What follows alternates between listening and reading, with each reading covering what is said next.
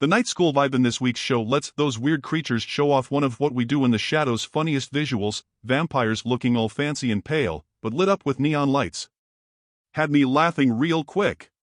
Even though they chatted about schools when that guy Colin was just a baby bug last time around, the gang hasn't actually hung out in one until this episode. What happened in What We Do in the Shadows Season 5 Episode 7? After Laszlo spills that he's trying to mix Guillermo's half-vamp genes with some animal stuff, the start of the show makes some bold moves super quick. But then, it all hits the fan. This side story keeps giving us the feels even as Laszlo's like, I'm ditching the weird tests but keeping Gizmo. Last crazy room's jam-packed with some of the freakiest stuff the show's ever thrown at us, especially those creepy half-human animals with Harvey Guillen's face all digitally stuck on M.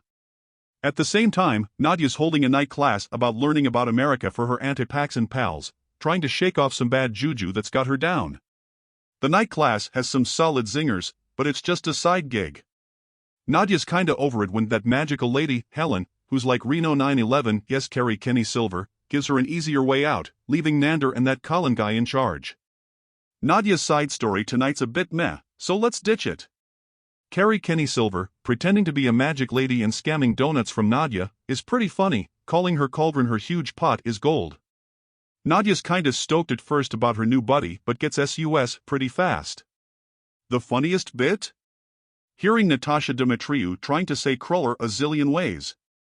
It's sorta worth the watch, but the joke's not rocket science. Nander and Colin crashing the night class gives Mark Proch a chance to nail his impersonation of that try-hard teacher, the kind of dude who can suck the fun out of any room. Just like the nosy bit last week, Colin's perfect for a bunch of wacky stuff happening super fast. In a blink, he's handing out rubbers to confused students, spitting bars about Shakespeare, and yup, sitting all weird so, as Nander says, everyone gets an eyeful.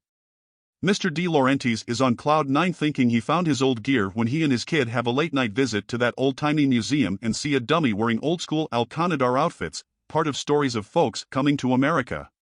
But dude loses it when he sees the board with info making it sound like Nander was some imaginative dork with baby weapons. To wrap it up, we get another cute Nander/Colin moment when Colin's like, history's nonsense, and tweaks the display to say Nander was a champ at keeping busy in bed. Back to Guillermo's crew, who are super busy this week. Hats off to the team, cause those creatures look nasty. The rat version of Guillermo, unless we got it wrong, getting weird with a knocked-out Gizmo's face reminds us of that cat-like Jermaine guy from the first What We Do in the Shadows flick. Laszlo's popping in and out of the next part of the story whenever he feels like it, with Matt Berry really leaning into his wordplay, classic Matt. But Harvey Guillen's solid as always, keeping things going, leaning into his tons of experience to both have his crew's back and also being grossed out. And, like we said, it ends on a high note, with Guillermo making it look like the creatures bit the dust so he could sneak them into the old people's home as helper animals, where they're living the dream.